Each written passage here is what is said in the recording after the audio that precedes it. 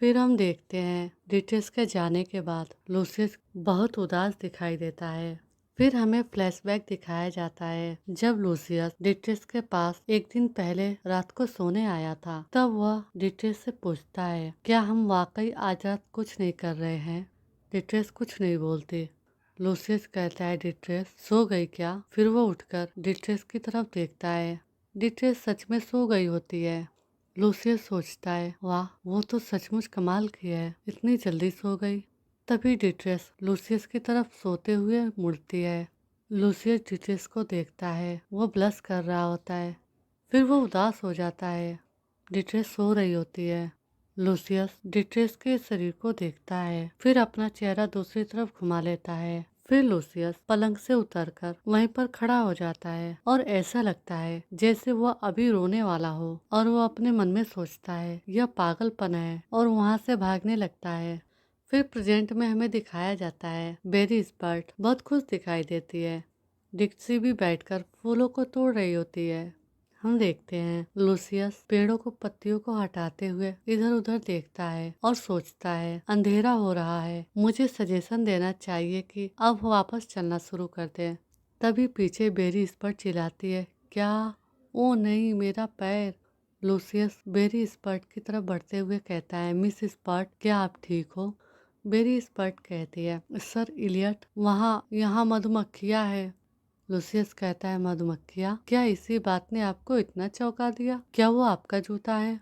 Berry spurt कहती है, ये तो मुझे पता नहीं था कि उस पेड़ पर मधुमक्खियों का छत्ता है, इसलिए मैं उसे देखने के लिए उसके पास गई और फिर मैं मधुमक्खियों से बचने के लिए जल्दी में थी और इसी चक्कर में मेरे टखने में मोच आ गई। लूसियस घबरा के कहता है, यहीं रुको, मैं तुम्हारे लिए ले आता हूँ। फिर बेरी इस पर चिल्लाते हुए कहती है, प्लीज ऐसा मत करो, यह डेंजरस है, तुम मुझे अपनी पीठ पर उठाकर ले जा सकते हो। लूसियस कहता है, पहाड़ों में किसी को ले जाना कई अधिक खतरनाक होता है। फिर लूसियस बेरी स्पर्ट की सैंडल उठाकर देखता है, उस पर एक मधुमक्खी दिखाई देती है जो उसके हाथ पे काट लेती है। बेरी इस पर चिल्ला के कहती है, सर इलियट, आपको परेशानी के लिए मुझे माफ करे, अब हमें वापस चलना चाहिए, ठीक है ना? लूसियस कहता है, चलो चलते हैं। तभी डिक्सी कहती है, भाई। वो चिल्लाकर लूसियस की तरफ दौड़ते हुए आके कहती है, क्या हुआ? मुझे कुछ आवाजें सुनाई दी। फिर वो बेरी स्पॉट को देख के कहती है, ओ माय मिस स्पॉट, आप जमीन पर क्यों बैठी हैं? बेरी स्पॉट कहती है, अरे मेरे पैरों में चोट आ गई थी, यह कोई बड़ी बात नहीं है। डिक्सी कहती है, आखिर कैसे? तभी लूसियस कहता है, तुम दोनों यही मेरा वेट करो जब तक मैं डिटेल्स को लेने जाता हूँ। तभी बेरी स्पर्ट कहती है, सर इलियट रुकिए, क्या आप हमारे साथ नहीं रह सकते? लूसियस कहता है, मिस स्पर्ट, मुझे समझ आता है कि आप परेशान महसूस कर रही हैं, लेकिन तभी बेरी स्पर्ट कहती है, लेकिन मैडम डिट्रेस ने कहा कि वो जल्दी वापस आ जाएंगी। इसके अलावा इस पहाड़ पर सूरज डूबने के समय जंगली जानवर दिखाई देने लगते हैं। अगर भेड़िए आ गए तो हम क्या करेंगे? मैं तो अपने पैर भी नहीं हिला पा रही हूँ। लूसियस कहता है, क्या यही वजह काफी नहीं है कि मुझे डिटेल्स की तलाश करने के लिए जाना चाहिए? वो अब तक कहीं उन भेड़ियों से न मिल चुकी हो। डिक्सी कहती है, भाई रुको, तुमने उसकी बात सुनी? यह सब सुनने के बाद आप हमें अकेला कैसे छोड़ सकते हैं? लूसियस कहता है, मेरी जबान में अपने शब्द मत डालो, वो सचमुच खतरे में हो सकती है। तभी बेरी इस पर घबरा कर चिल्लाते हुए कहती है, मुझे पूरा यकीन है वो बिल्कुल ठीक हो जाएगी। उन्होंने कहा कि यह वही थी जिन्होंने गलावा में हुए बगावत के दौरान एक नाव की व्यवस्था की और प्रिंस फ्रेडरिक को सेफ जगह पर पहुंचाने में मदद की। उनके जैसी बहादुर इंसान के लिए मुझे पूरा यकीन है कि ऐसी कोई चीज उन्हें जरा भी नहीं डराएगी। तभी डिक्सी कहती है, मिसिस बर्ट। लूसियस कहता है, मैं जल्दी वापस आ जाऊंगा। इधर बेरी इस पर चिल्ला के कहती है, सर इलियट। हम देखते हैं लूसियस काफी गुस्से में दिखाई देता है और वो पहाड़ों की तरफ जंगलों में चिल्लाते हुए कहता है, डिट्रेस, डिट्रेस तुम कहाँ हो? और वो मन में सोचता है वो इससे आगे नहीं जा सकती थी अगर जंगली जानवर पहले से ही वो डर जाता है। तभी वो एक पत्थर की तरफ देखता है, वहाँ कुछ कपड़े दिखाई देते हैं। फिर वो चिल्ला के कहता है, डिट्रेस क्या यह तुम हो? डिट्रेस कहती है लूसियस। तभी लूसियस जल्दी से आकर डिट्रेस के पास बैठ के कहता है, तुम यहाँ क्या कर रही हो? तुमने मुझे जवाब क्यों नहीं दिया? और आपके पैर को क्या हुआ? क्या आपको चोट लगी है? डिट्रेस कहती है, कुछ नहीं, बस एक हल्की सी खरोच आई है, बस इतना ही। लूसियस डिट्रेस के पैर को देखकर कहता है, मामूली खरोच, लेकिन ये तो पंजे का निशान है, मुझे मत बताओ। डिट्रेस कहती है, तुम मुझे मिल गए। दरअसल कुछ समय पहले मेरा सामना कुछ भेड़ियों से हुआ था। लूसियस कहता है, भेड़िए? वह औरत तो कमाल की है। फिर डिट्रेस कहती है, खैर मैं 2 भेड़ियों से घिर गई और मेरे पास बचने का कोई रास्ता नहीं था, इसलिए मैंने उनसे लड़ने के लिए अपने आसपास मौजूद पत्थरों का इस्तेमाल करने का फैसला किया। कुछ देर बाद भेड़िए भाग गए और तभी मुझे एहसास हुआ कि मेरे पैर में चोट लगी है, ठीक उसी समय जब मुझे थोड़ी राहत महसूस होने लगी थी।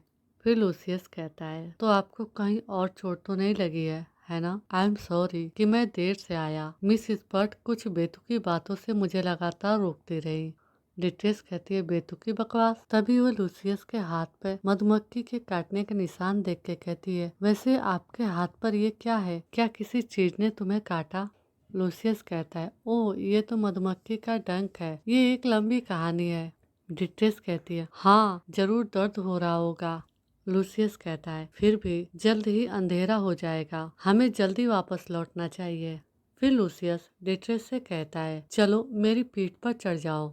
डिट्रेस कहती है, लूसियस मेरी चिंता मत करो, मैं चल सकती हूँ। लूसियस कहता है, तो फिर तुम इस चट्टान के पीछे क्यों छिपी थी? जिद्दी मत बनो डिट्रेस, उस पैर से पहाड़ के नीचे उतरने से तुम्हारी चोट और भी बदतर हो जाएगी। इसके अलावा ऐसा नहीं है कि मैं तुम्हें पहली बार गोद में उठा रहा हूँ, तो बस मेरी बात सुनो और मेरी पीठ पर चढ़ जाओ। फिर हमें रात का सीन दिखाया जाता है। डिक्सी लूसियस के साथ बैठकर चाय पी रही होती है और वो लूसियस से पूछती है, क्या डिट्रेस की चोट सीरियस है? लूसियस कुछ नहीं बोलता। डिक्सी चुप रहती है। फिर वो चाय रखते हुए कहती है, भाई मिस स्पॉट ने पहाड़ों में जो कहा था उसके बारे में मुझे पूरा यकीन है कि उसका इरादा कुछ खास नहीं था। फिर लूसियस कहता है, अगर आपको कोई हर्ज ना हो तो क्या हम इस बारे में बाद में बात कर सकते हैं? मैं इस टाइम एक मामले की जांच में थोड़ा बिजी हूँ। फिर डिक्सी हंसते हुए कहती है, किसी मामले की जांच कर रहे हैं? क्या यह उस पहाड़ में रहने वाले भेड़ियों के बारे में है? लूसियस कहता है, हाँ, दिन के उस समय पहाड़ी की तलहटी के आसपास भेड़िए दिखाई दे रहे हैं। यह बात मुझे वाकई अजीब लगती है। डिक्सी कहती है, ठीक है, ऐसा हो सकता है, लेकिन क्या पहाड़ों में ऐसा होना हमेशा मुमकिन नहीं होता? इसमें अजीब क्या है? लूसियस कहता है, वो पंजे का निशान किसी नॉर्मल भेड़िए का नहीं था, वह निशान किसी एविल मॉन्स्टर का था। डिक्सी ये सुनते ही कहती है, क्या मॉन्स्टर? लेकिन मुझे लगा था कि वे सिर्फ अलहेन में ही दिखाई देते हैं। लूसियस कहता है, यह सही है, इसलिए जांच की जरूरत है। डिक्सी, अगर आपका काम हो जाए तो क्या आप मुझे छोड़कर जा सकती हैं? मैं सच में बहुत बिजी हूँ। डिक्सी चुप रहती है। फिर कहती है, भाई क्या आपको पता है कि तुम थोड़ी देर पहले कितने चिड़चिड़े लग रहे थे? तुम इतने गुस्से में दिख रहे थे कि मैं तुमसे बात करने की हिम्मत तक नहीं कर पा रही थी। मुझे यकीन है कि आपने यह भी नहीं देखा होगा कि मिस स्पॉट पूरे टाइम कितनी बेचैन थी। मुझे समझ आता है कि उसने कुछ ऐसी बातें कही हैं जो उसे नहीं कहनी चाहिए थी, लेकिन फिर भी वो मेरी मेहमान है। आपकी मेहमान नवाजी कहाँ है भाई? लूसियस कहता है, डिट्रेस घायल हो गई थी। मेरी खोज में और देरी करने से उसकी जान को खतरा हो सकता था। अगर मैं उस लेडी के गुजारिश के अनुसार आप दोनों के साथ रुक गया, डीए की जान सचमुच जा सकती थी। आपने देखा कि कैसे उसने अपनी बचकानी बकवास से मुझे रोकने की कोशिश की, और फिर भी आप मुझसे उसके लिए दया दिखाने की उम्मीद करती हैं। तभी डिक्सी चिल्लाते हुए कहती है, ओ प्लीज, आप ऐसा क्यों कहेंगे? क्या तुम अपना वो छोटा मोटा तमाशा बंद नहीं कर सकते? मेरे सामने भी तुम दिखावा क्यों करते रहते हो? तभी लूसियस कहता है, डिक्सी तुम। डिक्सी कह रही होती है, मुझे पता है तुमने उस लेडी को शादी का प्रपोजल क्यों दिया। तुमने उससे धन के लिए शादी की। मुझे पहले से ही सब कुछ पता है। तो बस इससे पहले ही रुके। कुछ टाइम पहले आपका नौकर टॉम मेरे पास आया और तुमने मुझे अपने उन प्लानिंग के बारे में बताया था कि प्रॉपर्टी तुम्हारे कब्जे में आने के बाद तुम शादी को रद्द कर दोगे। उन्होंने ये भी कहा कि उन्हें हाल ही में आपके और डिट्रेस के बीच कुछ महसूस हो रहा है, कुछ गहरा, और मुझसे कहा कि अगर कुछ भी हो जाए तो मुझे दखल देना चाहिए। मुझे नहीं लगता कि तुम्हारे मन में उसके लिए कोई सच्ची फीलिंग्स जागी हुई है। दरअसल मेरा मानना है कि यह सब दिखावा है, लेकिन साथ ही मैं टॉम की परेशानी को भी समझती हूँ। उसे बस इस बात की चिंता है कि कहीं आपके साथ फिर से धोखा न हो जाए। लूसियस कहता है, बस करो डिक्सी। डिक्सी कहती, क्यों? तुमने ये सब मुझसे क्यों छिपाया? आप मुझे पहले ये बता सकते थे। तुम किसी को कुछ क्यों नहीं बता रहे हो? बिल्कुल पिछली बार की तरह। हम देखते हैं जिस दिन डिक्सी के आने के बाद डिट्रेस और लूसियस एक साथ बिस्तर पर सोए रहते हैं, उस दिन लूसियस डिट्रेस का शरीर देखकर ब्लश करने लगता है। फिर वो रोते हुए वहाँ से निकल के अपने रूम में आके रोने लगता है। डिक्सी उस रात जाग रही होती है और यह सब देख लेती है। वो यही बात लूसियस को बताती है कि तुम हमें कुछ बताते क्यों नहीं, और लूसियस से कहती है, तुम अच्छी तरह जानते हो कि मैं तुम्हारे साइड में हूँ। तुम्हें बेहतर पता होना चाहिए। तुम मुझसे बात कर सकते हो। लूसियस कहता है, बस मुझे मौका ही नहीं मिला। बात खत्म। भले ही प्रॉपर्टी सेफ हो या हमारे लिए प्रेजेंट स्वरूप में शक्ति या एक ही स्रोत के लिए नहीं है। मजेस्टी ने शुरू से ही ये साफ कर दिया था कि मुझे इस शादी को जारी रखने की जरूरत नहीं है। डिट्रेस के परिवार से किसी भी तरह की सहायता की उम्मीद करना लगभग नामुमकिन होगा। फायदा कमाने का एकमात्र तरीका शादी को रद्द करना ही होगा। इन सब के अलावा एक नाटक करने का तनाव मुझ पर भी जरूर हावी हो गया होगा। आई एम सॉरी, मेरा इरादा आपसे कुछ भी छिपाने का नहीं था।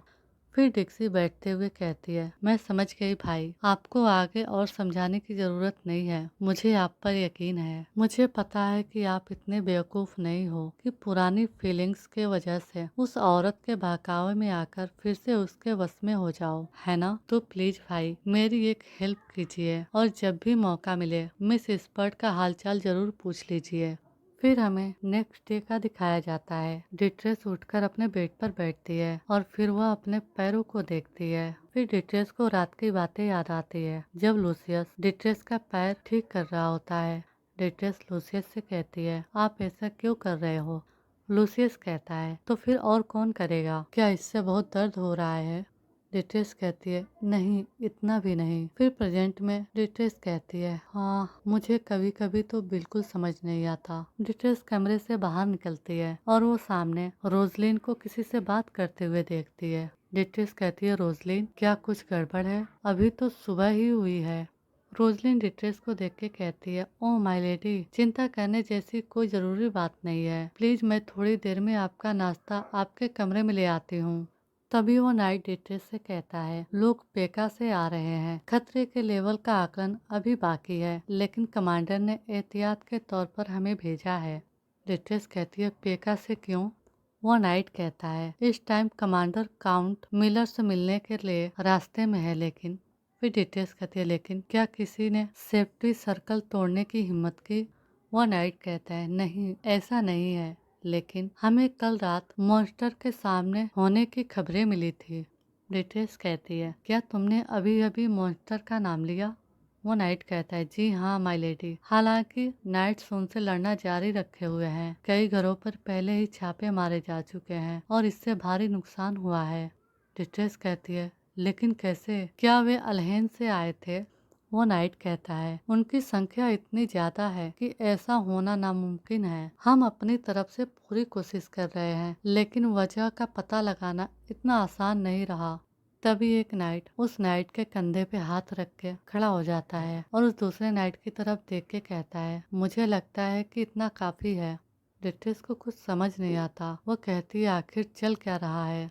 रोजलिन को भी कुछ पता नहीं चल पाता। वो नाइट्स आपस में बातें करने लगते हैं। रोजलिन डिट्रेस को इधर से ले जाते हुए कहती है, माय लेडी, क्या हम आपके कमरे में चलें? डिट्रेस कहती है, रोजलिन, फिर रोजलिन कहती है, आपके पैरों में अभी भी दर्द हो रहा है ना? मास्टर ने डॉक्टर को बुलवाया है। प्लीज अपने कमरे में मेरा वेट कीजिए, मैं थोड़ी देर में आपकी दवाई और खाना दोनों लेकर आ जाऊंगी। बेट्रिस कहती है, रुको रोजलिन, मुझे बताओ क्या लूसियस ठीक है? रोजलिन कहती है, वेल मुझे नहीं पता कि वो असली लड़ाई में शामिल होंगे या नहीं, लेकिन जैसा कि आप जानती हैं उनकी तलवारबाजी बहुत ही शानदार है। इसके अलावा वो कमांडर है, तो अगर आप मुझसे पूछे तो मुझे लगता है कि वो ठीक हो जाएंगे। और माई लेडी, आपको आज हवेली से बाहर न निकलने के लिए कहा गया है, तो फिर आप अपने कमरे में ही क्यों नहीं आराम करती और मास्टर के लौटने का इंतजार क्यों नहीं करती? मुझे पूरा यकीन है कि वो दोपहर से पहले वापस आ जाएंगे। इधर डिट्रेस नहाते हुए सोचती है, लूसियस तुम कहाँ हो? मैं इस हवेली में फिर से बिल्कुल अकेली हूँ। तभी रोजलिन आके कहती है, मैडम। डिट्रेस कहती है, रोजलिन? रोजलिन कहती है, मास्टर लौट आए हैं। डिट्रेस जल्दी से बाहर निकलते हुए कहती है, क्या वो आ गए? रोजलिन कहती है, हाँ वो अभी अपने कमरे में गए हैं। डिट्रेस कहती है, मैं समझ गई, क्या उन्हें चोट लगी थी या कुछ और? रोजलिन कहती है, मैं ये नहीं कह सकती, मैंने उन्हें खुद नहीं देखा है, इसलिए। डिट्रेस कहती है, बहुत खूब, उन्हें बता देना कि मैं कुछ ही देर में आ जाऊंगी। फिर हम देखते हैं इधर लूसियस अपने कमरे में आकर अपने शर्ट को निकालता है। तभी डिट्रेस वहां पहुंचती है। लूसियस कहता है, कम इन। तभी डिट्रेस दरवाजा खोलती है। लूसियस मुड़ के देखता है और कहता है, क्या बात है? डिट्रेस लूसियस को देखती है। लूसियस कहता है, डिट्रेस। डिट्रेस फिर लूसियस को देखती है और उसके शरीर को देखती है। वो देखती है कि उसके शरीर पर कोई निशान नहीं है। फिर वो तुरंत अपना चेहरा दूसरी तरफ मोड़ लेती है। लूसियस चुपचाप खड़ा रहता है। इधर डिट्रेस अपने मन में सोचती है, क्या वह असल लड़ाई में शामिल नहीं हुआ था? उसे कोई चोट नहीं आई है। फिर लूसियस अपना शर्ट पहनते हुए कहता है, आप यहाँ क्यों आई हैं? डिट्रेस कहती है, मुझे लगा था कि काउंट मिलर के साथ बैठक के तुरंत बाद आप वापस आ जाएंगे। क्या तुम्हें उन मॉन्स्टर के खिलाफ लड़ाई में शामिल होना ही था? तुम मेरी उम्मीद से कहीं देर से आए, इसलिए मैं डर गई थी। लूसियस कहता है, एक शाही फरमान लागू हुआ था। फिर वो शर्ट पहनने के बाद डिट्रेस से कहता है, अब आप वापस मुड़ सकती है। फिर डिट्रेस मुड़ के देखती है। डिट्रेस कहती है, क्या मजेस्टी चाहते हैं कि आप मिलर का साथ दें? लूसियस कहता है, हाँ, ऐसा लगता है कि उन्हें उन जानवरों के सामने आने के बारे में पहले से ही जानकारी थी। वो काफी टाइम से तैयारी कर रहा होगा, उनके जन्म देने वाली जगह का पता लगा रहा होगा और इसी तरह की दूसरी चीजों की जानकारी भी जुटा रहा होगा। मुझे लगता है इसलिए उसने मुझे इस क्षेत्र में भेजा है। डिट्रेस कहती है, तो फिर मजेस्टी का आपको यह जमीन देना भी? फिर लूसियस कहता है, मुझे लगता है कि वह इसे इस मामले को संभालने के लिए इनाम के तौर पर दिखाना चाहता है। डिट्रेस कहती है, क्या हालत सीरियस है? लूसियस कहता है, कुछ हद तक इसमें मेरी जान तो नहीं जाएगी, लेकिन अभी तो सिर्फ एक दिन ही बीता है, मुझे इस बारे में और अधिक जानकारी जुटानी होगी। और फिर वह डिट्रेस से कहता है, आपका दिन कैसा रहा? डिट्रेस कहती है, मैं। फिर लूसियस कहता है, हाँ मुझे पता है कि आपको पूरे दिन अपने कमरे में ही रहना पड़ा। डिट्रेस कहती है, खैर यह तो कुछ भी नहीं है तुम्हारे दर्द के मुकाबले। लगता है कि आपको कुछ टाइम तक फील्ड में ही बिजी रहना पड़ेगा। लूसियस कहता है, हाँ कम से कम तब तक जब तक हालात नॉर्मल नहीं हो जाते और मैं कोई और जरूरी जानकारी नहीं दे पाता। फिर वो कुर्सी से खड़े होते हुए कहता है, बस इतना ही। मुझे लगता है कि मैं अपने कुछ नाइट्स को तुम्हारी सेफ्टी के लिए तैनात कर दूं। मेरे पीछे आओ, वे नीचे हॉल में आपका वेट कर रहे होंगे। डिट्रेस कहती है, नाइट नहीं, उनकी जरूरत नहीं होगी, मैं तो वैसे भी इस हवेली के अंदर ही रहूंगी। फिर लूसियस आके कहता है, और क्या आपको लगता है कि यह जगह बिल्कुल भी सेफ होगी? इसे एक एहसान समझो डिट्रेस। फिर लूसियस उन नाइट्स के सामने आके डिट्रेस से कहता है, ठीक है आइए मैं आपको इनसे मिलवाता हूँ। ये जोसेफ स्पेंसर है, वाइस कमांडर। उनके बगल में मैथ्यू पिंटर है, फिर गॉर्डन सेल्बी और आखिर में जेरी एकिंस। कल से आपकी सेफ्टी की जिम्मेदारी इन्हीं की होगी। आप क्या सोचती है? डिट्रेस लूसियस को देखती है और कहती है, लूसियस मुझे तुमसे कुछ बात करनी है, प्लीज। लूसियस कहता है, एक। फिर डिट्रेस लूसियस का हाथ पकड़ के ले जाने लगती है।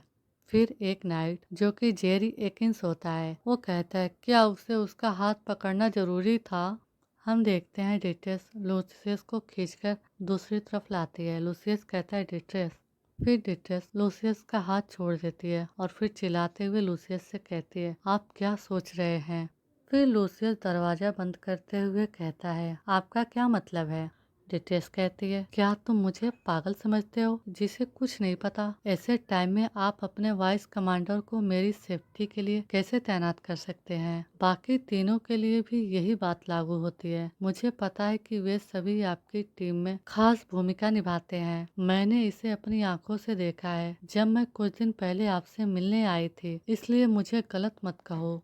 लूसियस कहता है आप सही कह रही हैं, मैं ऐसा नहीं करने वाला था। ये सभी मेरे लिए इम्पोर्टेंट है और इसलिए मैं इन्हें आपके पास छोड़ रहा हूँ।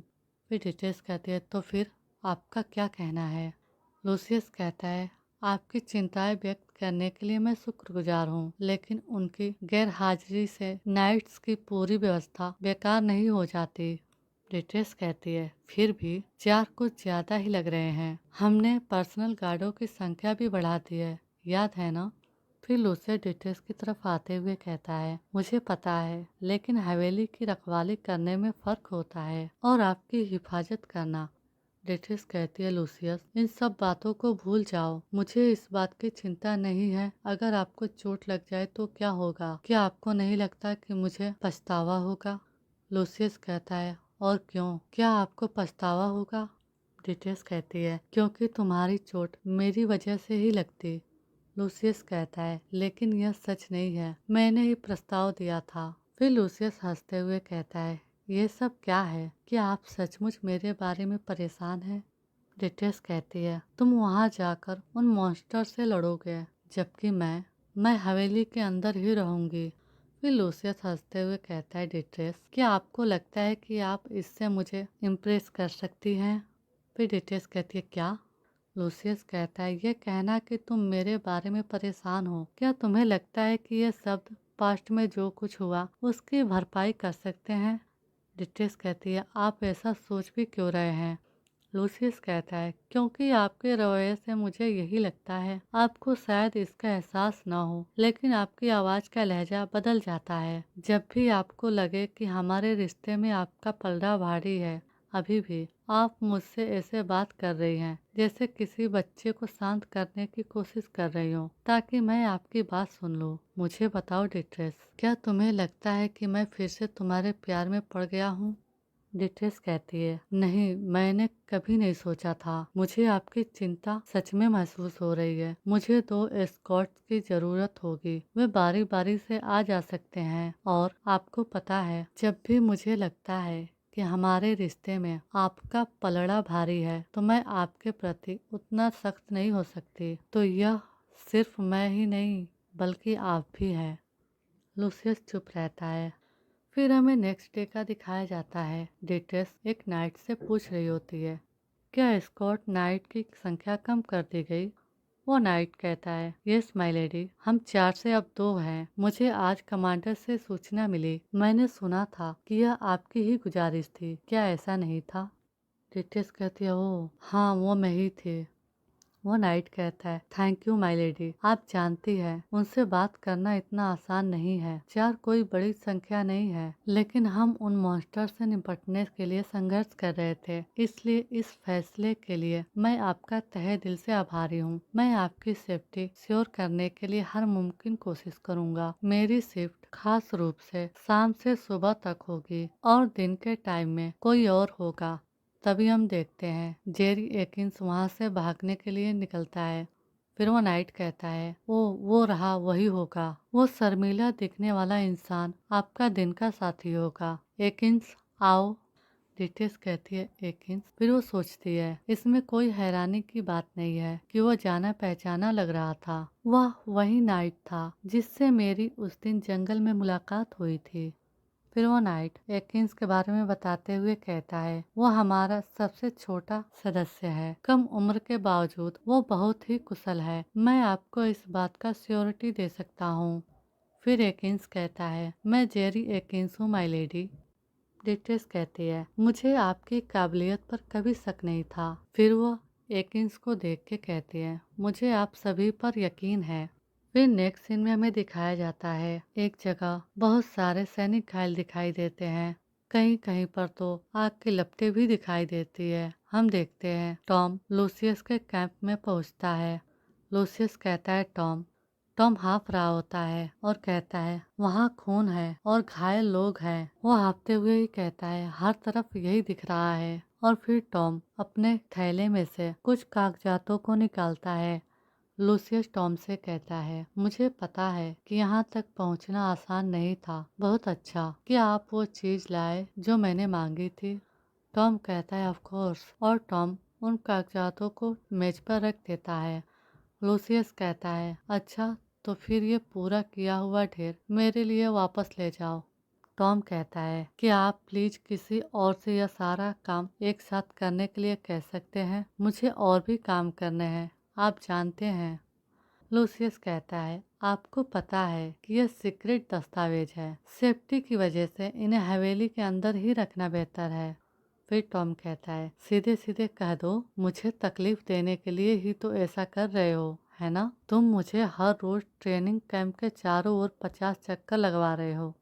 लूसियस टॉम के मुंह से यह बातें सुनकर मुस्कुरा रहा होता है और फिर टॉम से कहता है, अच्छा मेरी बहन को मेरी शादी का राज बताने का यही नतीजा होता है। अगर आपको यह पसंद नहीं है तो आप बेझिझक जा सकते हैं।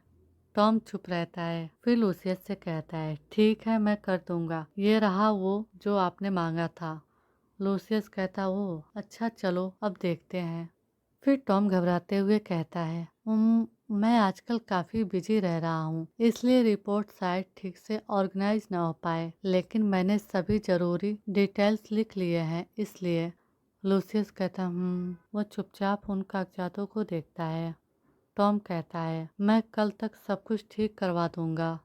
फिर लूसियस कहता है, दरअसल मैं आपकी परेशानी समझता हूँ। बहुत से लोगों को बाहरी हेल्प के लिए लाया गया है। आप पहले कभी राहत काम में शामिल नहीं हुए, है ना? टॉम कहता है, नहीं, मैंने पहले ऐसा कभी नहीं किया। लूसियस कहता, तब क्या हम डिटेल्स से हेल्प मांग सकते हैं? टॉम कहता है, मैं माफ़ी चाहता हूँ। फिर लूसियस बताता है, डिटेल्स अपने क्षेत्र में किए गए नेक कामों के लिए जानी जाती थी और राजधानी पहुंचने के बाद उन्होंने महारानी को कुछ शाही मामलों में भी हेल्प की। फिर बाद में मजेस्टी ने उनके योगदान को एक्सेप्ट किया और उन्हें एक अवार्ड से सम्मानित भी किया। वह इस तरह के काम के लिए कई ज्यादा परफेक्ट लगेंगी। और तो और इससे आपका काम का बोझ भी कम हो जाएगा। आपका क्या कहना है? टॉम कहता है, आप ठीक कह रहे हैं, मैं सहमत हूँ, लेकिन इसका मतलब यह है कि उसे काम देना यह आपके पहले कहे गए बात के उल्टा है। उसे हवेली या प्रॉपर्टी से जुड़े मामलों में दखल देने का कोई मौका नहीं दिया जाना चाहिए। फिर लूसियस कहता है, हाँ मैंने यही कहा था, लेकिन हम यहाँ एक ऐसे हालात से निपट रहे हैं। और तभी टॉम बोल पड़ता है, मैं अब से और ज्यादा ध्यान दूंगा।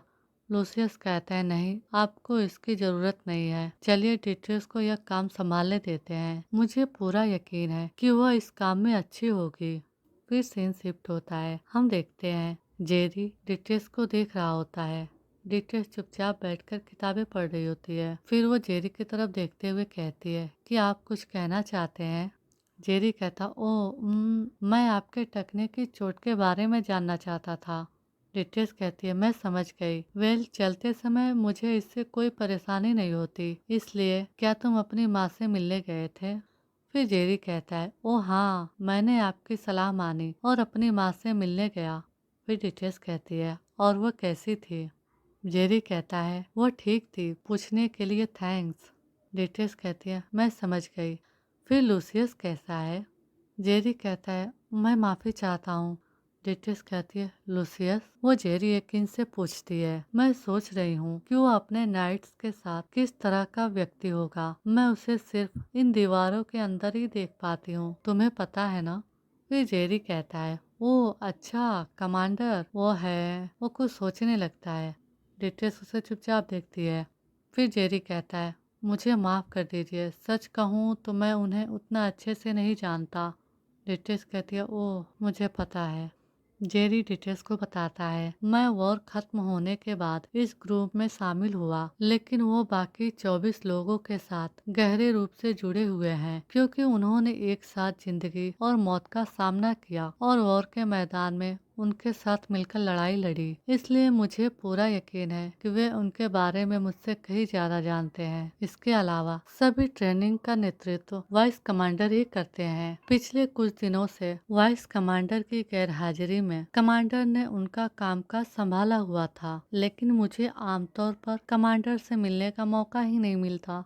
फिर डिटेल हंसते हुए कहती है, यह पूछना मेरी बेवकूफ़ी थी। अब जब मैं इसके बारे में सोचती हूँ तो मुझे लगता है कि यह ऐसी बात नहीं थी जिसका जवाब आप दे सकते थे। मेरा इरादा आपको ऑकवर्ड महसूस कराने का नहीं था। फिर जेरी घबराते हुए कहता है, ओह बिल्कुल नहीं, ऐसा कुछ भी नहीं है। कमांडर बहुत ही अच्छे आदमी है, वह मेहनती, काबिल और फिर डिटेल्स हंसने लगती है। जेरी कहता है, आप हंस रही है, आप क्यों हंस रही है माय लेडी? फिर डिटेल्स कहती है, बस मुझे तुम्हारे जैसे किसी से मिले काफी टाइम हो गया है। मुझे इतने दिनों से इतनी हंसी नहीं आई थी। थैंक्स। आज का एपिसोड यहीं पर खत्म होता है। वीडियो को हाइप करना न भूलें। मिलते हैं अगले एपिसोड में।